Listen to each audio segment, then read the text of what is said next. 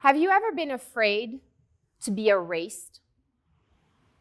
That your life is less important? That your body is disposable? That your voice is better silenced? That who you are is an inconvenience or even a burden? Experiences of oppression make us feel invisible. Having to risk your life going to work during a pandemic while everyone else is safe at home.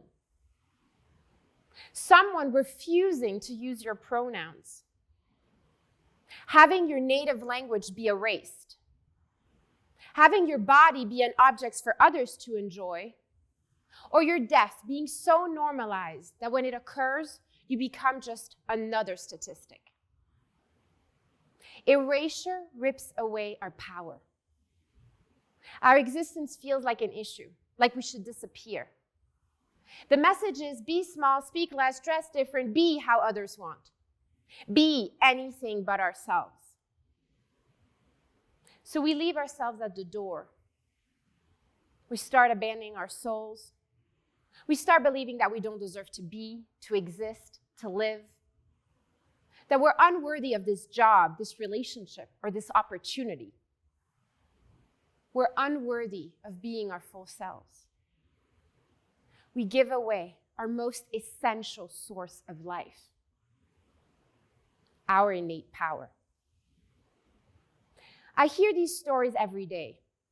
Stories of unworthiness, of shame, of erasure. When I open the door to my office, I welcome all that has been hidden. Emotions are encouraged, pain is released. I support individuals in reclaiming their innate power. I'm a psychotherapist and coach in private practice. I specialize in working with marginalized populations. People coming to my office all have one thing in common. They're not just a person. They are the Black person, the queer person, the trans person, the Spanish-speaking person, or even the Black, queer, trans, Spanish-speaking person. In other words, they get a qualifier. This extra word, a seemingly harmless word, yet other people don't seem to get this qualifier. How often do you hear people say, I can't wait to go to this heterosexual wedding this weekend? It just doesn't happen. You only go to a gay wedding. Or how often do you hear people say, I am a European American? You only hear if they're African American or Asian American. We constantly get this extra word reminding us that we're different, that we don't belong. These repeated experiences lead to internalized oppression. I define internalized oppression as the lies that we're fed, that make us believe that we're never good enough, that there's only one way of being. These experiences lead to chronic shame and can impact our mental health. So when clients find me, they find me because they don't have to explain themselves. They don't have to explain their pain in order to be understood. They don't have to prove that the oppression that they live is legitimate. They find me because they see a part of themselves reflected back by me. I don't have their lived experience, but I know the experience of being different. I'm an immigrant. I come from two very small countries that most people cannot place on a map, countries with two vastly different trajectories. One is known for being one of the happiest countries in the world, while the other is invisible to the world, literally never on maps. I'm talking about Denmark in Northern Europe and Comoros in the Indian Ocean in Africa. Growing up mixed race and multilingual in Denmark was an experience of confusion and erasure. In Denmark, only one part of me is welcome. That is my white Danish side from my mom.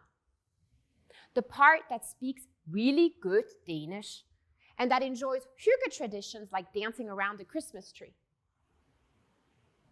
The part that is being erased is my brown side from my father. the part that enjoys being loud, the part that swears in French, have shifting curls, big brown eyes, and a vein that pops in my forehead when angry. My father's language is Comorian, a Bantu language related to Swahili and Arabic. The language is disappearing. Colonization is erasing it. My father's own internalized oppression is erasing it. He was fed the lie that French is better than Comorian, Comorian only being a spoken language. Language holds power. It shapes us. I am shaped by the languages that I speak. I speak 4. But which ones? Danish, French, English, Spanish. I speak European languages, all colonizing languages, languages that are perceived as better. I do not know the experience of speaking an indigenous language. So when oppression steals my father's language from me, I don't just lose a language. I lose a way of being, moving, expressing. I lose my ancestral roots. I lose connection to my family. A part of me becomes erased. This kind of erasure is traumatic. Trauma is the inability to integrate an experience. It's one of the most common barriers to reclaiming our power. We often don't consider the traumatic impact of ongoing oppression, the trauma of generations of genocide, enslavement, patriarchy, or colonization. We are currently living through a historical pandemic. We know that this pandemic is traumatizing marginalized folks the most. We know that developing countries and communities of color are most at risk for physical and economic devastation. Not only that, we know that Black people are murdered at disproportionate rates with no justice. These repeated experiences threaten our sense of safety and empowerment. So what happens when we experience the trauma of oppression? We develop resilience. I mean deep resilience. Resilience is the gift of trauma. Trauma survivors have this incredible strength to say, I can get through this. Resilience is the ability to move through life's most painful experiences with power and vulnerability. This is the path towards healing ourselves. We cannot let trauma steal our potential, rob us of our innate power. It is essential that we let ourselves transform stories of suffering into stories of resilience. This is our gift. Resilience is developed over time. It requires a combination of 2 things: immense struggle and finding a way to work with it. When I say work with it, I don't mean resolve. There's no way to fully resolve oppression on an individual level. In the dominant narrative, we often look for happy endings, where there's this struggle and then we overcome it by some miracle. Well, today I'm going to share stories with no glossed over resolution.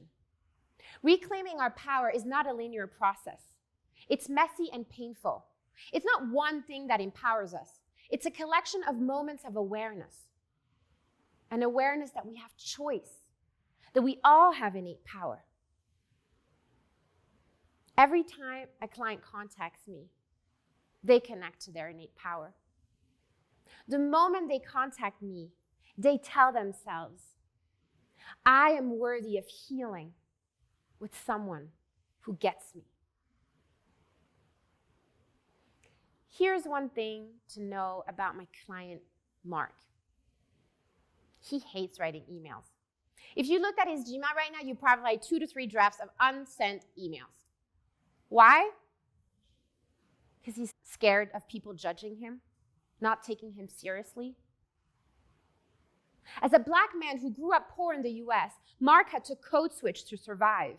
He had to whitewash his language in order to be taken seriously by white people. As a kid, he learned to erase his needs. He was unseen, not important. Having needs meant being a burden. So later in his life, he naturally deprived himself of his needs. He watched his white husband come out as transgender. Mark supported him through gender-affirming steps, all while deeply denying his own experience, that he too was trans, that he too was a man. But Mark felt unworthy of claiming his gender. With internalized oppression, the belief of unworthiness is deeply cemented within us. When we believe we're unworthy, we don't realize we can reclaim our needs. When Mark first called me, he felt unworthy of claiming his true self. In order to connect to our innate power, we need to invest in ourselves. We need to take a risk. So guess what he did? He wrote a department-wide email to his entire company, and he stated, "My name is Mark, and my pronouns are he, him," and he listed his requests. Yes, therapy can look like drafting an email. I watched him do this again more recently as his company did not acknowledge the deep impact on Black employees during the most recent and current racial justice movement.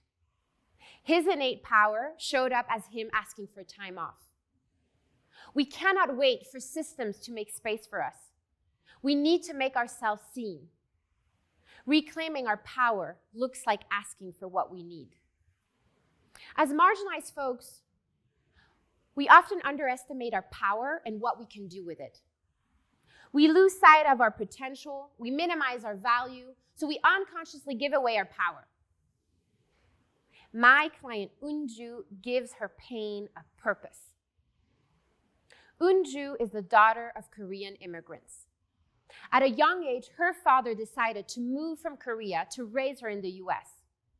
This move radically changed her life forever. It ripped her from her roots. She internalized the belief that she could not choose for herself, that she had to be quiet.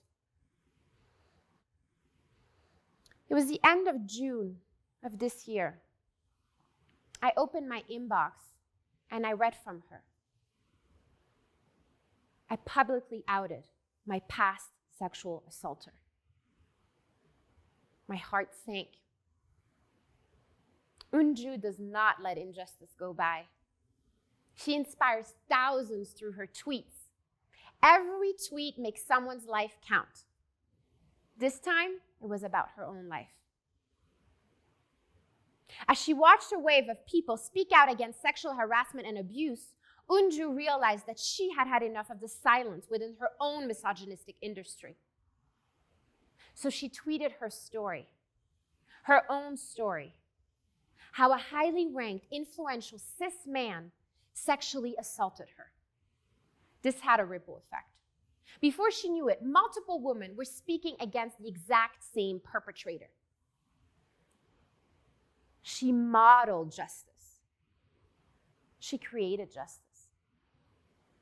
In our work together, I invite her to let her see her impact, how she inspires thousands through her tweets. Unju bet on herself by sharing her story. As marginalized folks, we're more susceptible to gaslighting than anyone else. We fear that people will not believe us, say that we're exaggerating, or even worse, making it up. Reclaiming our power looks like taking a risk. This is the bravery. It is when we let our truth be seen. It's a moment of mindfulness, to see ourselves standing in our own bravery, witnessing the innate power in our bodies. This is a vital step. This type of bravery is not neat or clean. It's messy and painful. But when we allow ourselves to reclaim our power, we make ourselves seen. We experience freedom, freedom from the oppressors. We embody our worth. Owning our worth is the greatest gift we can give to ourselves. When we believe and see our greatness, the oppressive systems can no longer control us. We see our value in the world. We reclaim our innate power. We fully acknowledge ourselves in every possible way, whether it's a tweet, an email, or even this talk. I invite you to make yourself seen. It's time to make your mark.